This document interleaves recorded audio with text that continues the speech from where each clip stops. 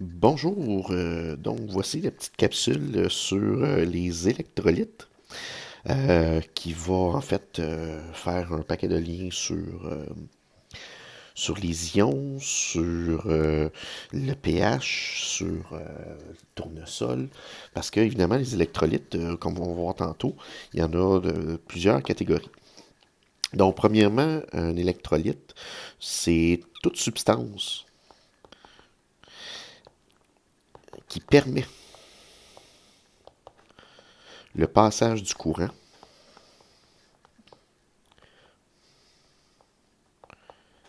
lorsqu'elle est en solution.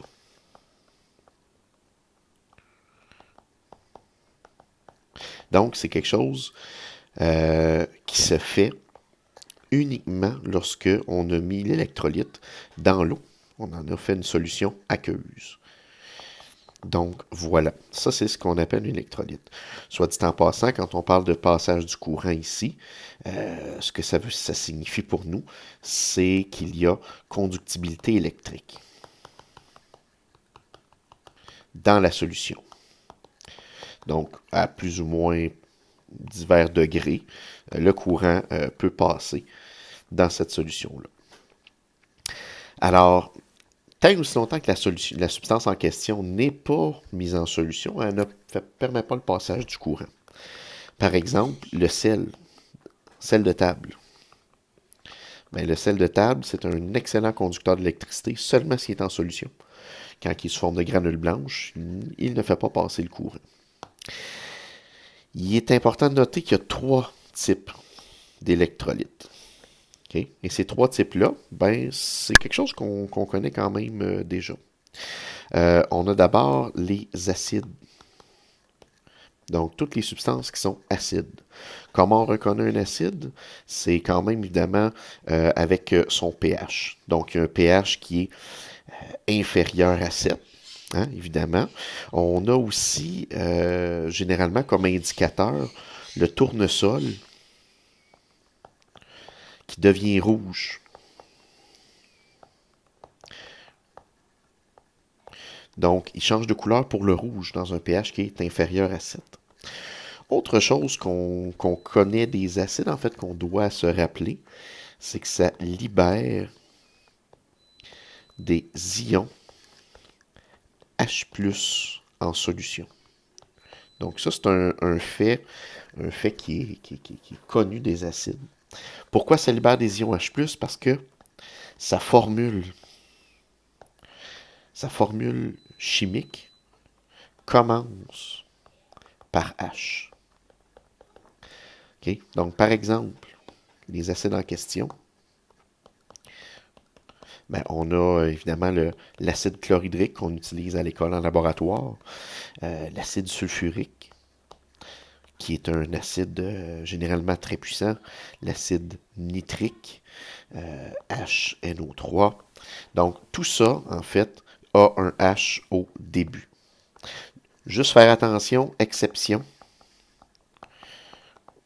pour l'eau, H2O. H2O, c'est pas un acide.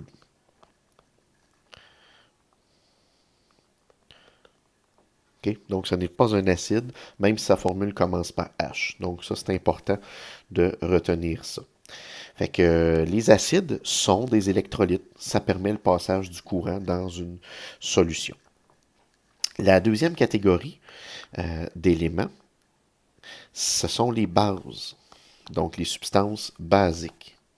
Alors, ce qu'on reconnaît d'une base, ce qu'on connaît déjà, c'est que son pH est supérieur à 7. Hein? Ça colore le tournesol en bleu. Donc, il devient bleu, le tournesol. Qu'est-ce que ça fait d'autre aussi? Ah, ben, dans sa formule, il y a toujours des OH à la fin. Donc, sa formule se termine par OH. Donc, ça, c'est important. Et fait intéressant, quelque chose qu'on doit se rappeler aussi, c'est que ça libère des ions OH-. en solution. Donc, c'est parce que les ions OH- sont présents que ça devient un pH qui est basique. Alors, des exemples de base, on a évidemment le NaOH, qui est de l'hydroxyde de sodium, qu'on utilise fréquemment en classe, qu'on retrouve parfois à la maison dans les produits pour déboucher les tuyaux. Donc c'est très fort, très corrosif, ça permet de dissoudre la matière organique qui serait coincée dans les tuyaux. Un autre base, du MgOH, entre parenthèses 2. Celui-là, c'est ce qu'on retrouve souvent dans les produits pour les brûlures d'estomac. Donc, c'est quelque chose qui est basique. Ça permet de neutraliser l'acide des sucs gastriques pour guérir l'inconfort lorsqu'on a des brûlements d'estomac. Donc, les bases, c'est aussi un électrolyte. Ça permet le passage du courant. Et finalement, ben là, si on a acide base, ça nous prend quelque chose qui est neutre. Ce qui est neutre, ce sont les sels. Les sels, parce que je dis bien qu'il y en a plusieurs sortes de sels. Évidemment, généralement, le pH il est neutre. Hein? Il ne colore pas le tournesol parce qu'il est neutre. Donc, le papier rouge, le papier bleu reste bleu pour le tournesol. Ça, j'y reviendrai plus tard dans une autre capsule. Sa formule au sel, il n'y a pas de H ni de OH. Donc, dans une formule d'un sel, on ne retrouvera pas de H au début, ni de OH. Mais, ça commence par un métal et ça se termine par un non-métal. Donc, les formules de sel sont faciles à identifier parce qu'il y a un métal au début et un non-métal qui est à la fin. Par exemple, des exemples de sel, évidemment, le sel de table qui est du NaCl.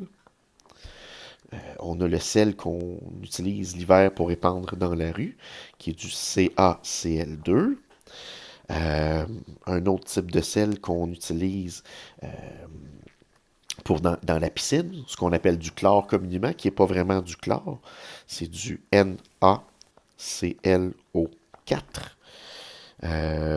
Donc, du chlorate de sodium. Ensuite de ça, on a un autre type de sel, des fois qui est utilisé aussi dans les piscines, le KBr, pour nettoyer et désinfecter. Donc, ce qu'on remarque les sels, c'est qu'ils ont tous du métal au début et du non-métal à la fin. C'est la chose qui est importante de se rappeler.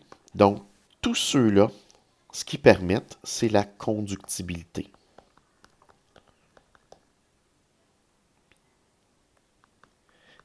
Électrique. Alors, un moyen d'identifier un électrolyte, les différencier, ben, on a deux choix possibles. Évidemment, soit on fait un test de conductibilité, c'est-à-dire qu'on utilise un petit détecteur avec 2 électrodes, chose que vous avez probablement déjà utilisé à l'école. C'est-à-dire, c'est une petite batterie avec une lumière en haut et on avait 2 électrodes. Et évidemment, quand la lumière s'allumait, ça signifiait que le courant passait. Fait que ça permet de déterminer si une substance est un électrolyte ou pas.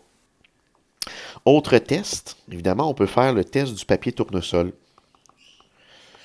Le papier tournesol nous permet, si on trouve que c'est un acide ou une base, ben, automatiquement, ça tombe dans la catégorie des électrolytes et ça permet le passage du courant par la suite.